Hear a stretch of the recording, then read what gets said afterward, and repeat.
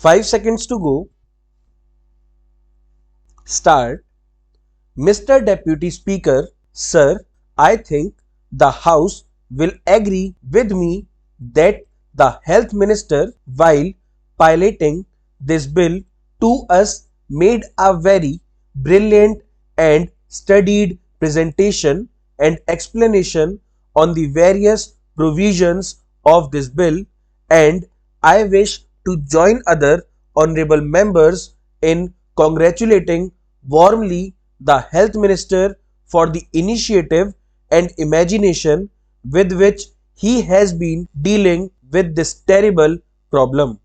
This is a good measure in the right direction because of the fact that several of the honorable members who have spoken before me have touched on the various aspects of the law. I would rather view this piece of legislation more from human and philosophical angles than from a purely legislative angle.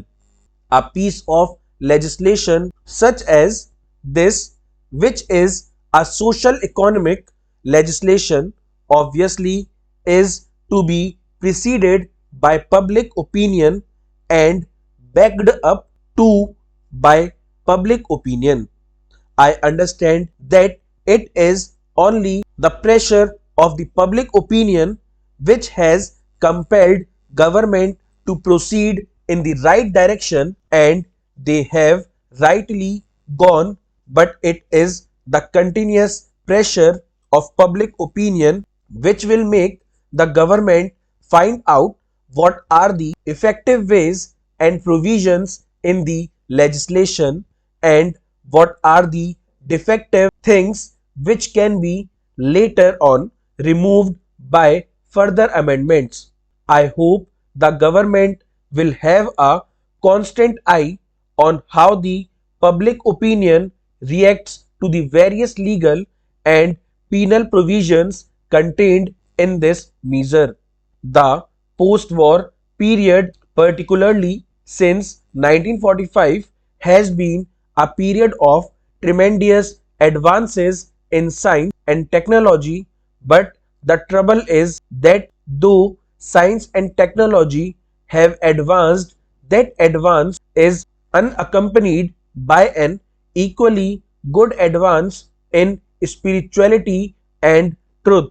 When science and technology, unaccompanied by spirituality and truth, go ahead, they create havoc sometimes, and one of the havocs created is what we see today, this adulteration in the spheres of food articles, drinks, etc.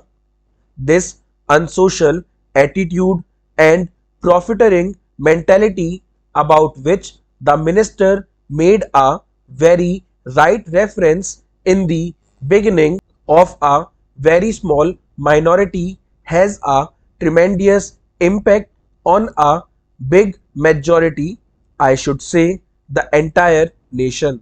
These unsocial and antisocial attitudes and activities have to go, but they cannot be vanished merely by legislation. They will ultimately go by the pressures of a very strong and continuously vigilant public opinion and enlightened public opinion all over the country. As I said, I was going to view this piece of legislation from a philosophical angle. I feel that today ours is not only an atomic age, this is also an age of indifference. Coupled with that, we now see that it is the age of adulteration, pollution, an age of abject pollution. We find that citizens, even when their interests are concerned, are not interested in trying to eradicate those diseases or those danger or defects. Ultimately, the state cannot be beyond a certain point. It is the citizens' rightful vigilance and active involvement which can really do a lot in terms of eradicating some of these social evils. Do we find adulteration only in food articles or only in drinks? I dare say adulteration and pollution are found these days in each and every field. Take the political field, the economic field, the social field, the educational, cultural, literary, and even religious fields. In fact, no field of human activity is today left out where there is not some kind of adulteration practiced. The trouble, therefore, is that when we are sitting in judgment over those food adulterators, we are forgetting that in every walk of life where we have certain things to project or inject into human activity, we are also responsible for a number of such crimes of adulteration.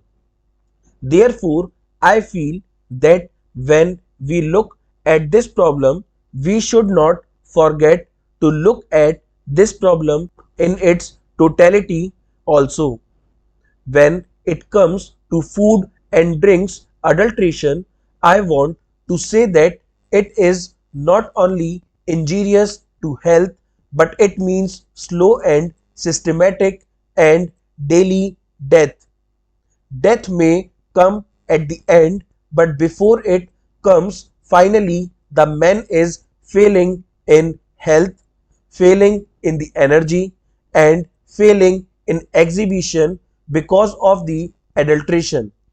Therefore, I feel that if you want to tackle this problem, then the government must also, through this legislation, do two things. The minister has already made a mention of it. First is the implementation. Implementation must be quick and speedy, and we must guard against possible increase in corruption also, because after all, when the state's machinery or any machinery for that matter has to implement, we must not empower that machinery with such powers that the honest and the innocent are harassed. I know the minister himself said in the beginning that undue punishment and harassment will not be done to honest traders in this regard.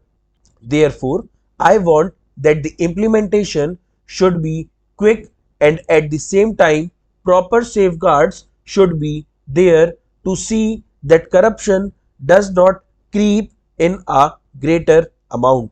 Full stop.